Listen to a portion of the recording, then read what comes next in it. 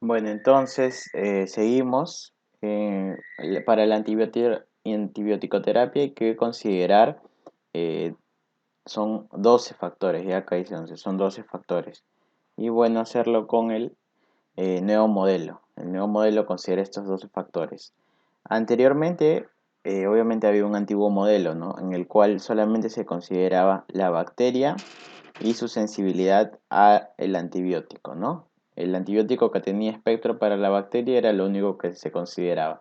Pero ahora también se considera al paciente, ¿no? Entonces hay factores del paciente, del antibiótico y de la bacteria, ¿ya? Bien, primero hay que conocer cuáles son los organismos que causan las infecciones con mayor frecuencia, ¿no? Eso es lo básico, ¿no? Si tenemos una neumonía bacteriana, primero vamos a sospechar de neumococo, ¿no? Si es una neumonía adquirida en la comunidad. Después hay que conocer cuáles son los mecanismos de resistencia a antibióticos que probablemente ya están presentes, ¿no? Eso es importante. Por ejemplo, en el caso de los beta-lactámicos, el principal mecanismo de resistencia es la producción de enzimas, ¿no? De beta-lactamasas. ¿Cuál más tenemos? En el caso de las tetraciclinas, también el mecanismo de resistencia es la producción de bombas de flujo, ¿no? Que sacan el antibiótico fuera del intracelular.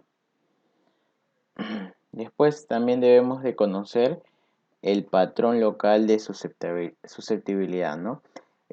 Cada comunidad tiene un patrón específico, ¿no?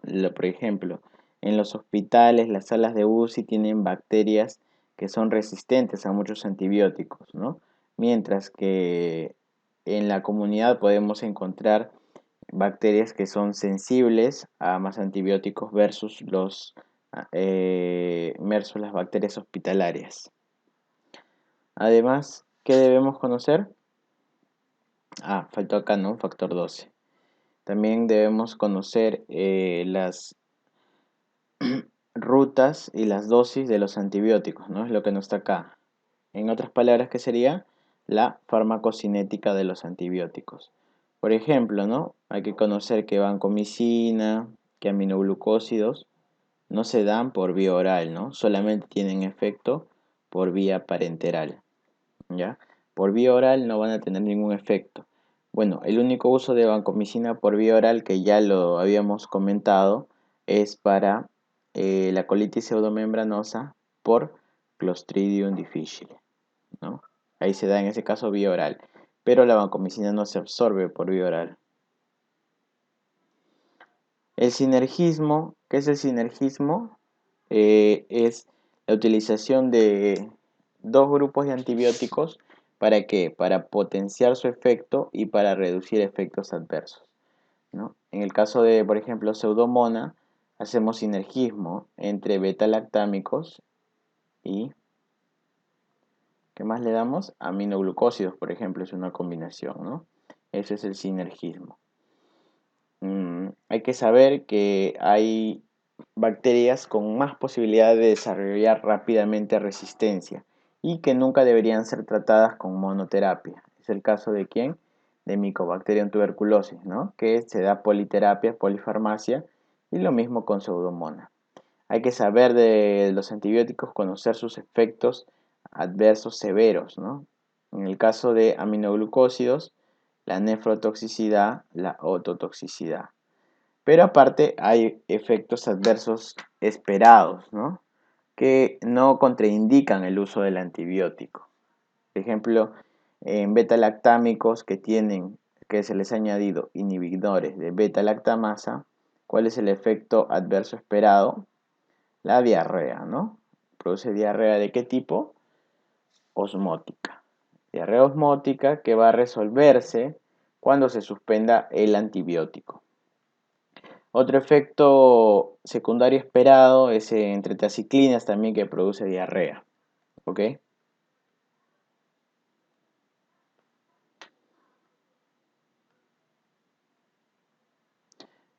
También los antibióticos pueden desarrollar alergia. ¿Quién tiene más probabilidad de desarrollar alergia? los betalactámicos, ¿no? Los betalactámicos son los antibióticos que más alergia nos pueden dar, hasta en el 10% de los pacientes.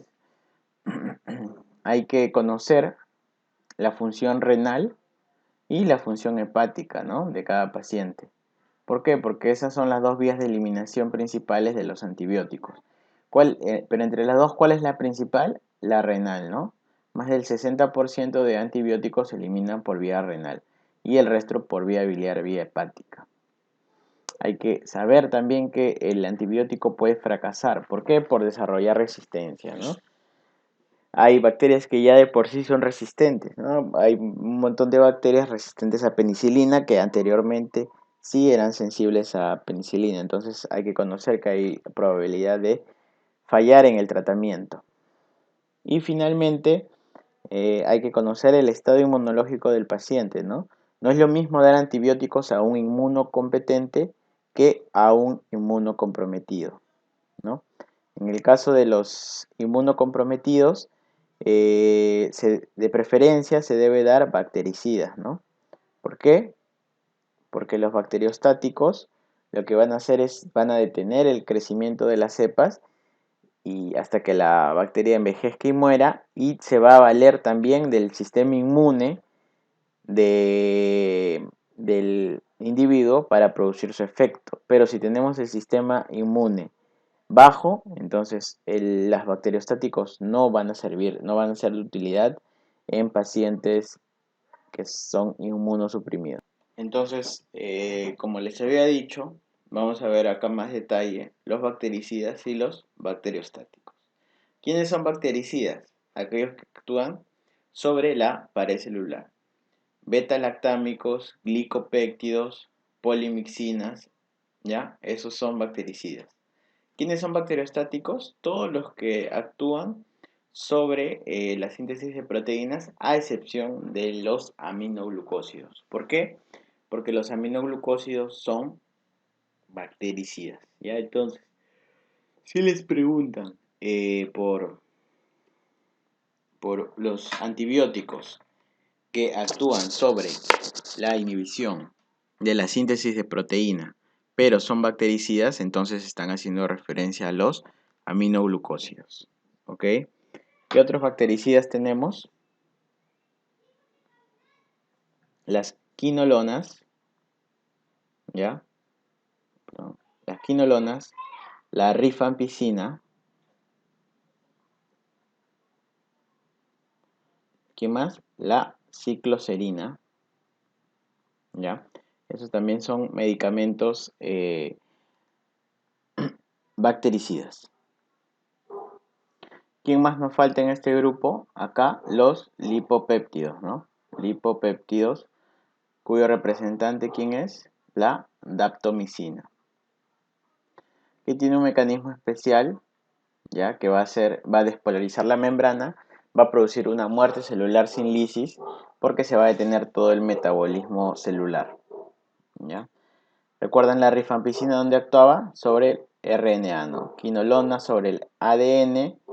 ¿Ya? Los aminoglucósidos interferían en la síntesis de proteínas, ¿no? Y son bactericidas, tienen que recordar eso. Actúan sobre qué subunidad? Sobre la subunidad 30S, ¿ya? Polimixinas, tenemos polimixina B y polimixina E, ¿no? La más usada es la B, se utiliza de forma tópica. Y la polimixina E, ¿cuál es otro nombre? La colestina, ¿no? ¿Se utiliza en qué casos? Cuando hay resistencia a carbapenems. Ahí se utiliza la polimixina E o colestina. Y de los betalactámicos, sí, recordar los 4 grupos: las penicilinas, las cefalosporinas, los carbapenems y los monobactámicos, ¿ya? Con eso estamos recordando cada grupo de los bactericidas.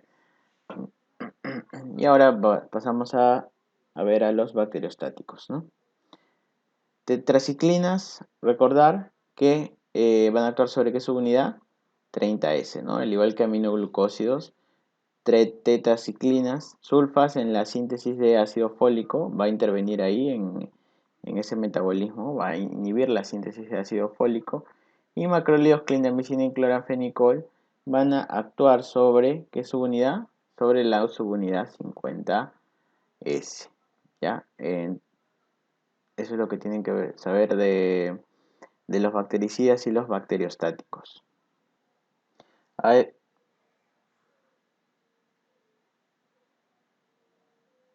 Además, debemos considerar si el antibiótico es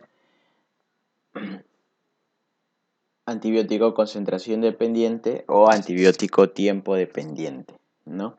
¿Y cómo vamos a entender esto? Bueno, hay que ver la curva farmacocinética, ¿no? De los antibióticos. Ahora vamos a hacer un pequeño esquema para poder entender esta parte, ¿ya?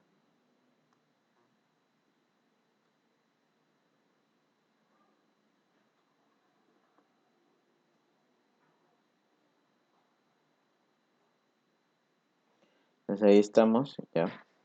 La curva farmacocinética, y debemos recordar dos valores, ¿no? El SIM, que es la concentración mínima inhibitoria, mínima, el SIM, y el CBM, ¿no? Que es la concentración bactericida mínima, ¿ya? Pero ¿qué cosa es el SIM? Es la concentración a la cual se inhibe el crecimiento del 90% de cepas, ¿no? Ya, a esa concentración a la que se inhibe el 90% de crecimiento. Y la concentración bactericida mínima es la concentración en la cual se elimina el 99.9% de bacterias.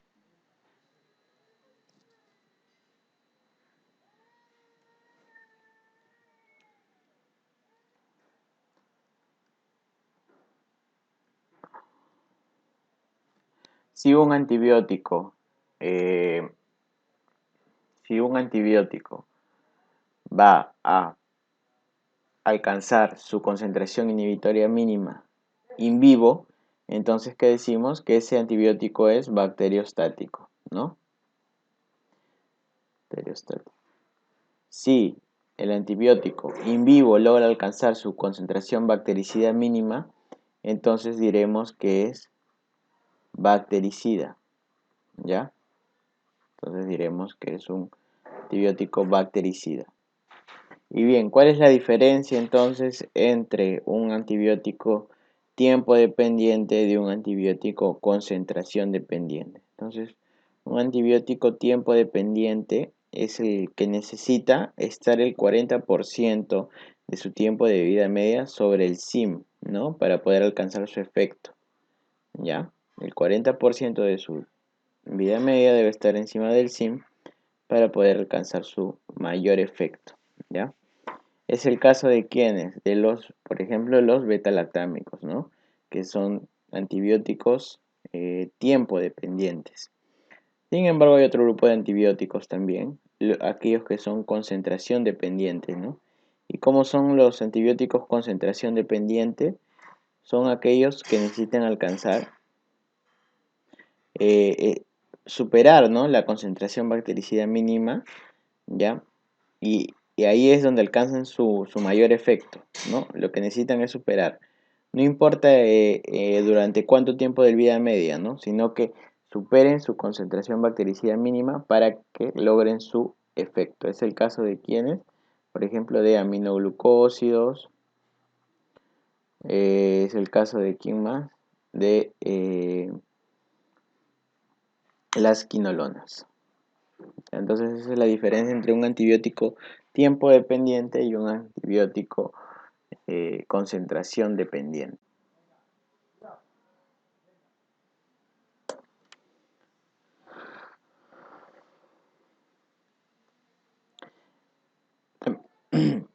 Bactericidas versus bacteriostáticos. Los bacteriostáticos, como les había mencionado, son aquellos que van a detener la proliferación bacteriana, ¿no?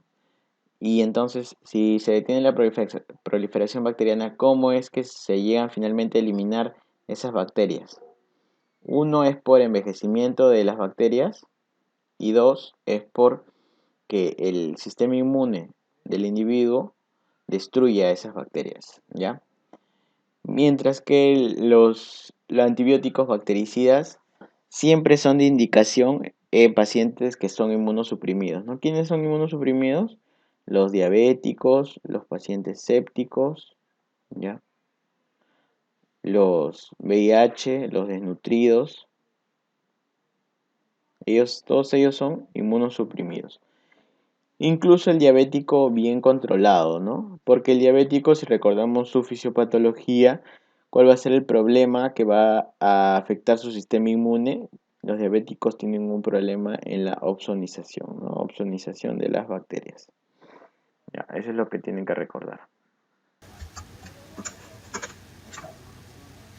Entonces, aquí estamos viendo los conceptos de SIM y de CBM. El SIM era la concentración inhibitoria mínima, que era la cantidad mínima de antibiótico para inhibir el 90% de cepas. Y el CBM, la concentración bactericida mínima, que es la cantidad mínima de antibiótico para eliminar el 100% de cepas. Aquí vemos algunas curvas. Ya esta curva, ¿a qué correspondería? A un antibiótico concentración dependiente, ¿no? Especialmente de ¿cuál es el ejemplo clásico? Los beta-lactámicos, ¿ok? Es importante también recordar las vías de eliminación de los antibióticos.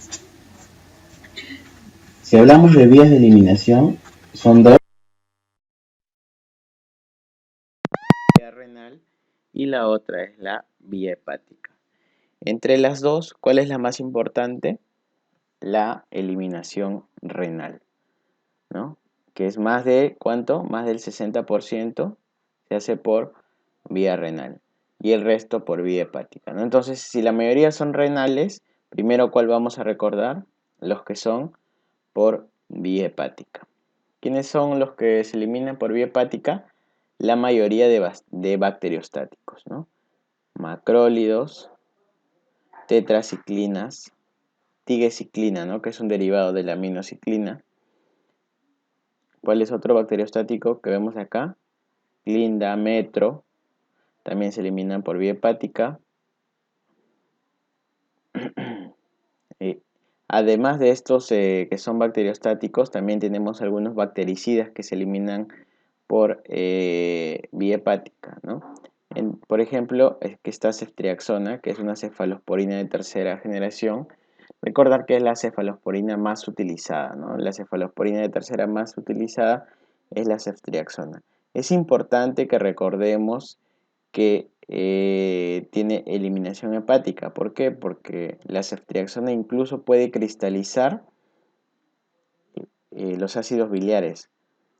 Y esto nos va a producir, ¿qué cosa? Un síndrome pseudocalculoso, ¿ya? Eso puede producir ceftriaxona. Nafcilina también se elimina por vía hepática. Si recordamos, nafcilina es una penicilina, ¿no? Que no se utiliza aquí en el país, ya, pero es una penicilina. Se elimina por vía hepática. Linezolid también por vía hepática. Rifampicina se elimina por vía hepática. Moxifloxacino, ¿no? Que es una quinolona de cuarta generación, también se elimina por vía hepática.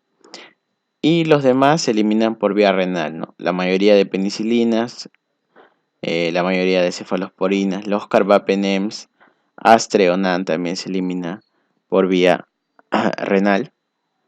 Vancomicina, daptomicina, los aminoglucósidos, la mayoría de fluorquinolonas, trimetopin, sulfametoxazol, que siendo bacteriostático también se elimina por vía renal, y las polimixinas, ¿no? Entonces, ¿cuál es la importancia de que los fármacos se eliminen por vía renal? Es de que se debe corregir la dosis en pacientes con enfermedad renal. Ya, esa es la importancia. Entonces, ¿desde cuándo podemos empezar a corregir las dosis? en el caso de beta-lactámicos, desde depuraciones inferiores a 60, debemos corregir, hacer la primera corrección, ¿ya? En beta-lactámicos 60 y en quinolonas a partir de depuraciones de 50. Ahí vamos a hacer la primera depuración.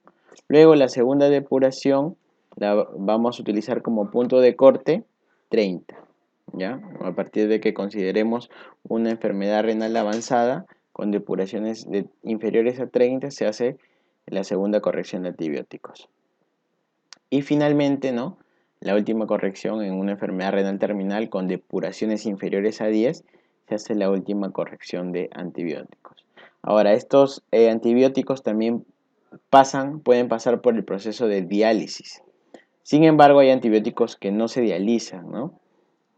Tal es el caso de ¿quién?